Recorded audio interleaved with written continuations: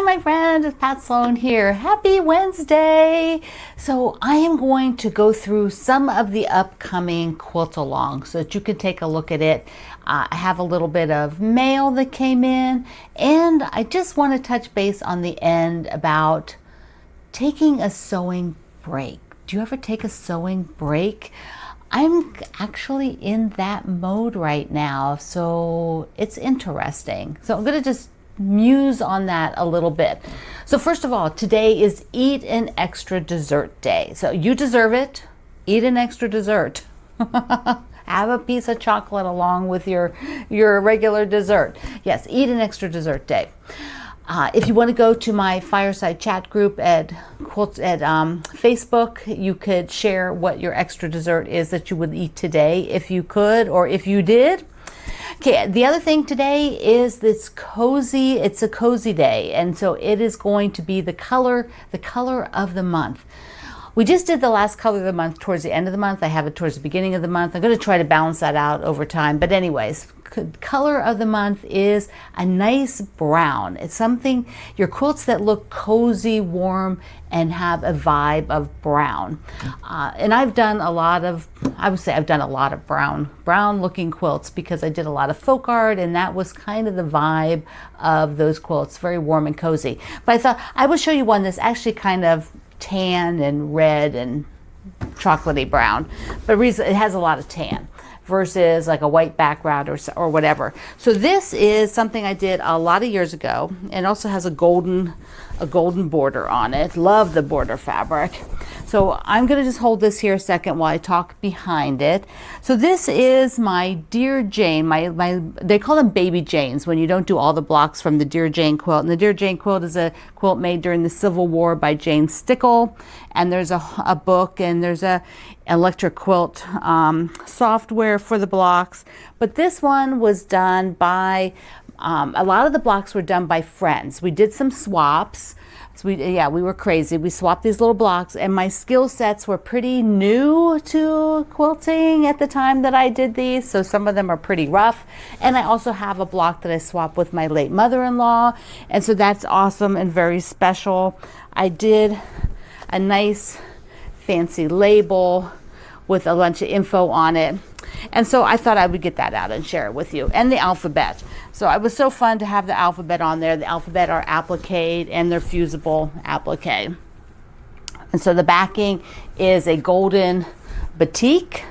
So that's batik on the back. And there's, a bunch of sort of Civil War style fabrics in there. So, okay, so it's your turn. That today you will share a quilt that is cozy, a cozy quilt. Let me put this down. So a finish I have is the camping. I have the binding on it. So look at that. So I am going to hang that in my hallway that goes up the stairs to the second floor at the bottom of the stairwell. So you've seen that many times. So that's where I'm going to hang it. But for today, it is my backdrop. Let's look up close real quick.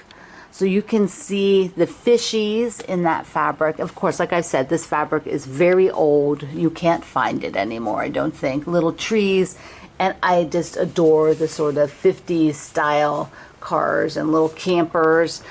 Here's got trees in that one. There's the campers. And this Guess Who Loves You? The little owl. And I'm not sure what these are, but they're just sort of that retro feel. Here is that chocolatey brown that I love, and the owls in a couple of colorways. There they are. They're peeking up here again. There's the fish again. Big polka dots. I've got the s'mores, the chocolate bar and the marshmallow. I love you some more.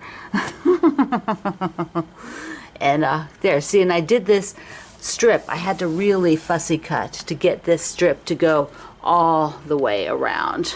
Oh, there's the owls on brown. And then here's some of that strip in the block. So, yeah. There we go. I am just delighted, so delighted to have that done. So fun. It's actually so fun to have it finished. It's been a lot of years. I wouldn't be surprised if it's been 10 years. Yeah, that's really bad, but that's the way it is. Okay, so I've got a little mail.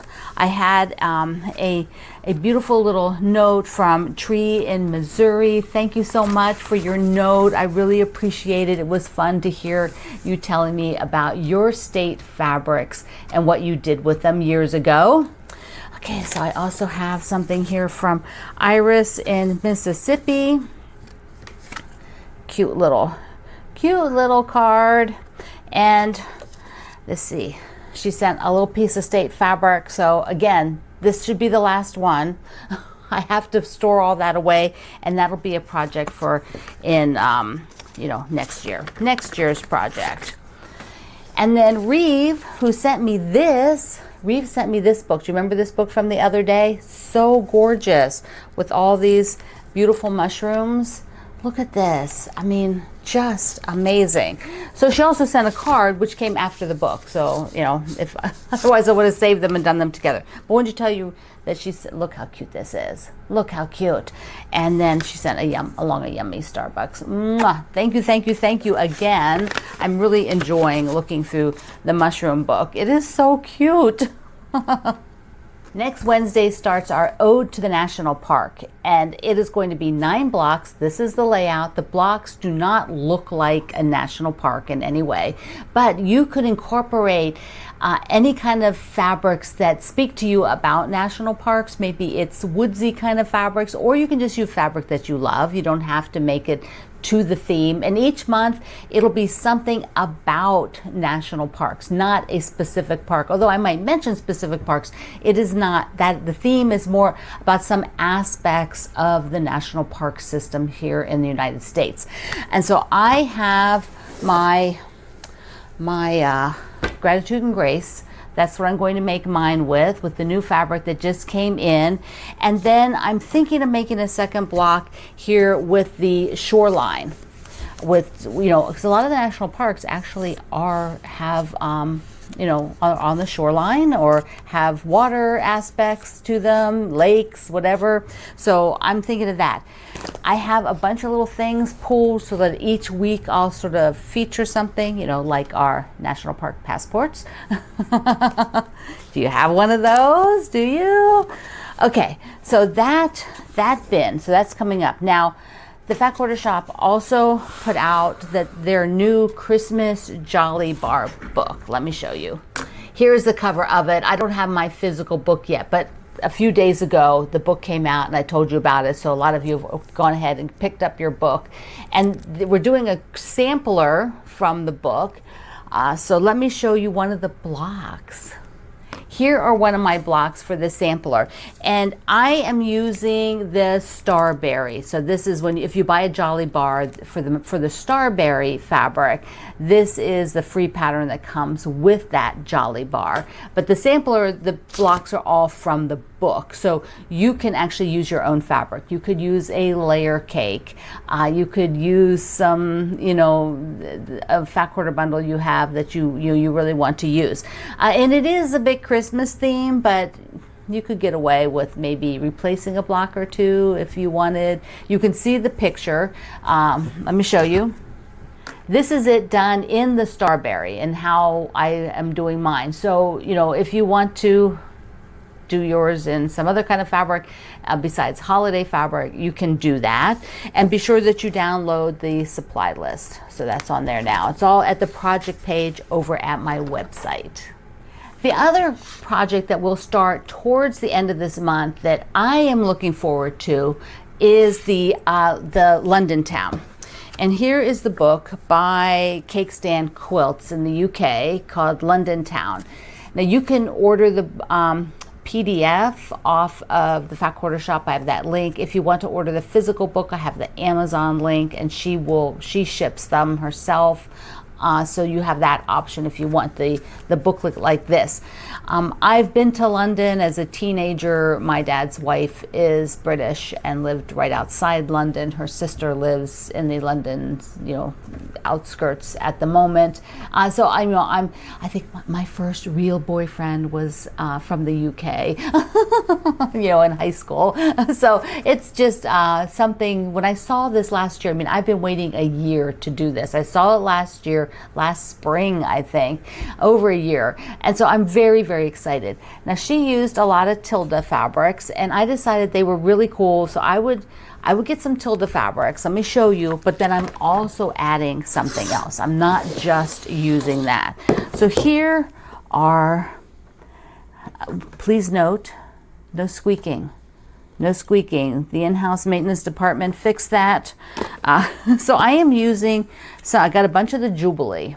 So that's the Jubilee fabric from Tilda, and I'll link you to that. Where we go. Okay, so you can see that. So there are, you know, these reds and golds, and you know, there's novelty prints in here. There's like a bird on there, navies with the florals. So this is kind of the vibe. These are small scale. This is a bundle that was all the little scale prints like this, and then I got this piece and more of that piece. I've got some more solid, another light stripe. I also just adore this one, and so I bought a chunk of it. You know, maybe it'll be mostly the backing. So look at that. I just adored that.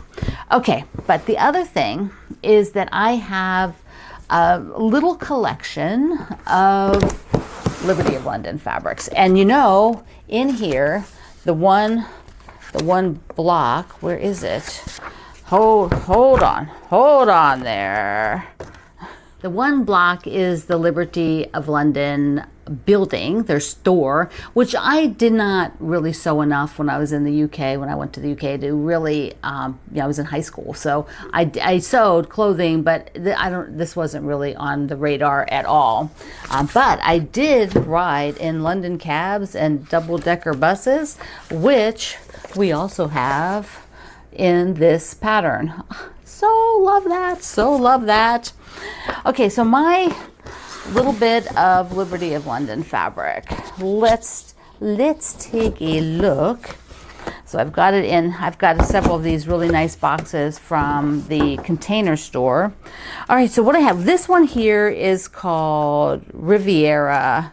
The Riviera, but it is cotton. These are the cottons that Riley Blake is licensed with their patterns. So it's not that Tana lawn. The rest of this is the Tana lawn, and some of them are gifts. Like here, look at the mushrooms. Look at that. So these are, look. So these fabrics were gifts, and some of them I bought, like these scrap bags. I bought some of these scrap bags, which have really bizarre little pieces, which may not really work out. They're like cuts from their kits, like leftovers from kits. And, you know, I will have to sew some together. You know, I'd like to put some in there, but a lot of them didn't come in shapes that were maybe as usable for this particular quilt, because there aren't really a lot of little shapes. You know, maybe like the bird in the tree I might be able to work out, or these parts around the Ferris wheel. We'll see. And then I have some other pieces here that were a little bit bigger. And then a couple of, this was a beautiful piece that one of our friends sent of the peacocks, and the same with this gorgeous blue bundle. These bundles here were a gift. So I have to work with. I have things to work with. And here's another couple of bundles that I purchased that had, you know, a little bit bigger shapes in them. So we'll see, because I want to incorporate them. That's what I want to do. It's a big thing for me. I have them now, and I haven't really had a time to play with them. You know, I haven't had the project to incorporate them, or looked for something, or made the time.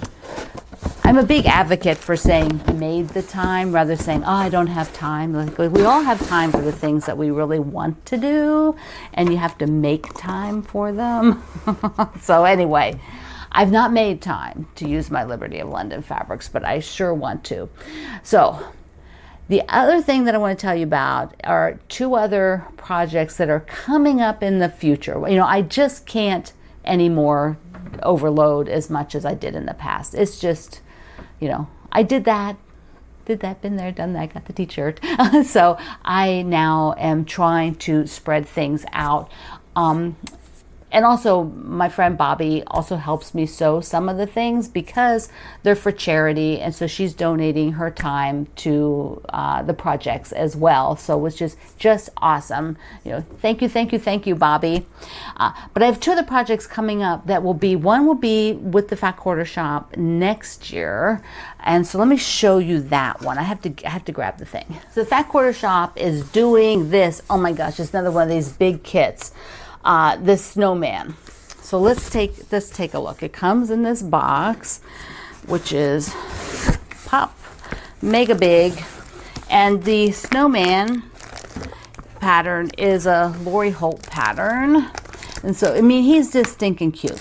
He's also gigantic, just gigantic. It's a big quilt. There's the kit. I'll show you the kit in a second. I just want to tell you, he is 87 by 97.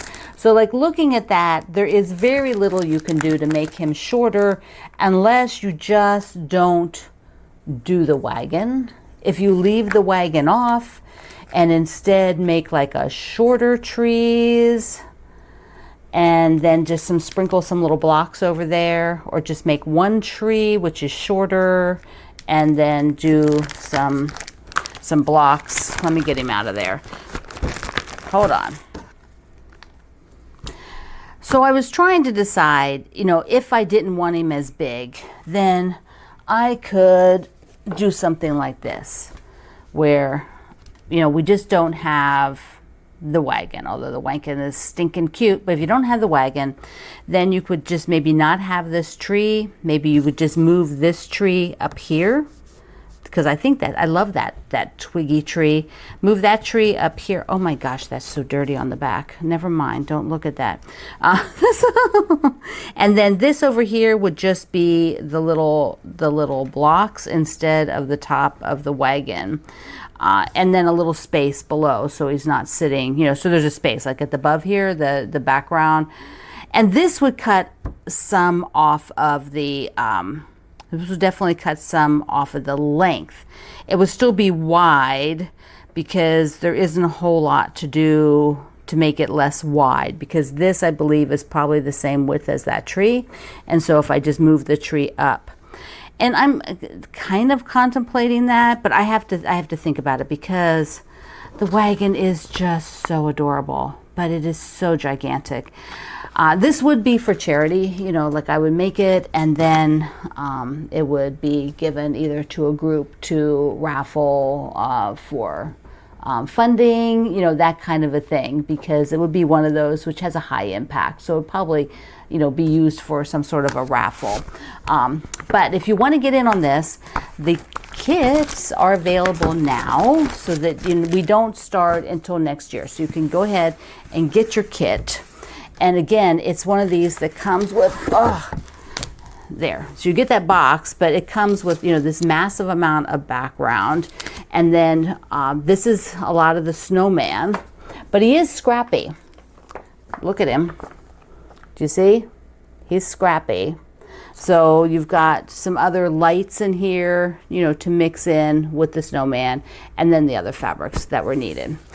You definitely can just buy the pattern, and the pattern but is also a download, so you could have any of those options, which are all just, you know, it's nice to have a lot of options. So if you want to use your own, go right ahead. That's kind of a peek, and it's what's coming and a peek at things.